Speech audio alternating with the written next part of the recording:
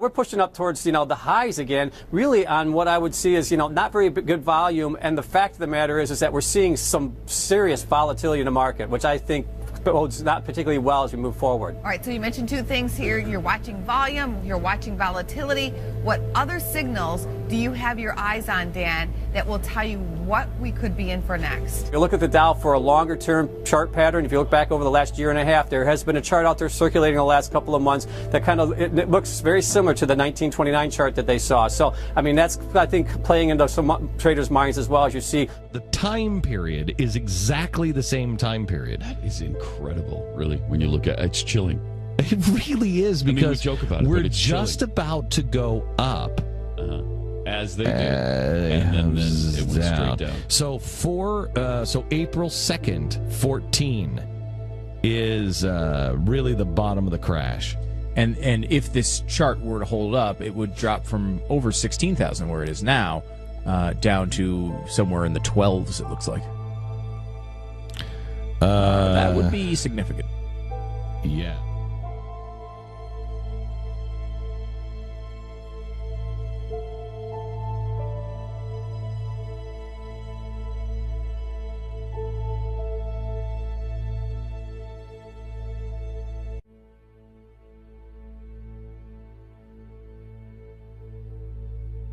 Discussing America's security challenges and a solution for peace between Israelis and Palestinians. Connor Powell live in Jerusalem with the latest. Hi, Connor.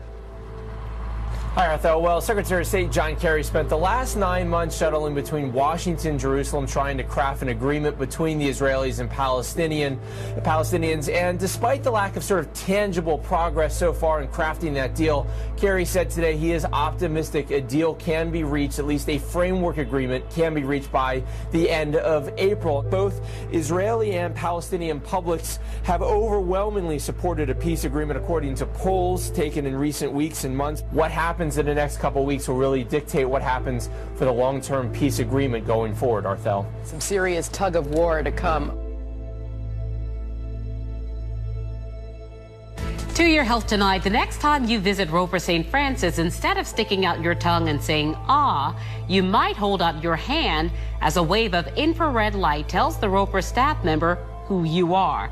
It's called palm scanning technology. And Roper St. Francis says it not only gets through to your appointment on time, it protects your identity along the way. And then right back down.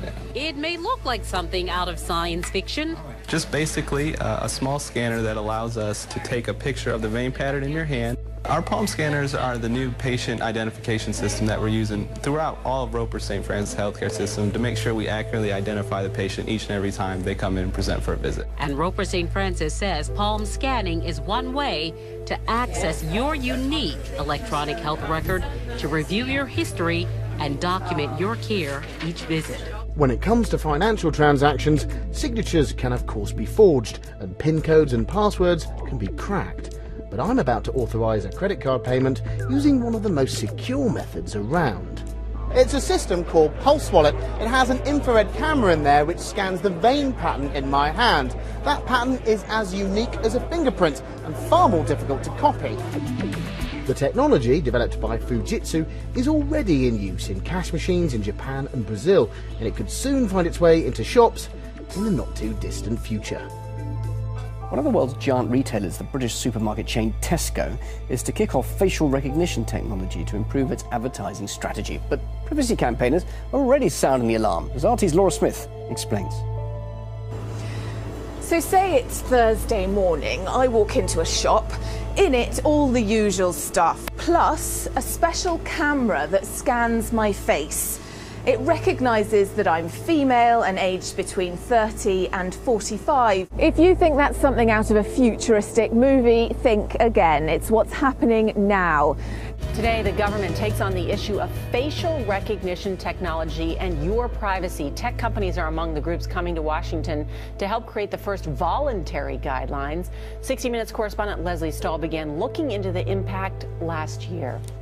Facial recognition is already in some of our home appliances, like TVs. Hi, TV. In our mobile devices, pins and passwords are giving way to face prints. And the technology can single us out in real time as we go about our daily business, often without us ever knowing. What's unique about face recognition is the fact that you can do it surreptitiously from a distance and continually. It can happen, we don't even know. That's the point. The future is that everyone will have a camera on them, and this technology already exists for facial recognition technology. What's the scariest thing about this technology?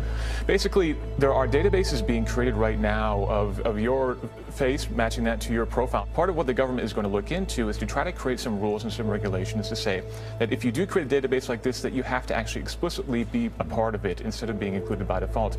Right now, the government wants to at least put some sort of voluntary rules in place to really make recommendations of what you should do with this data, and hopefully there'll be something a little bit more mandatory coming. I'm trying to figure out what is the benefit to it. What is the information used for? I still don't get it.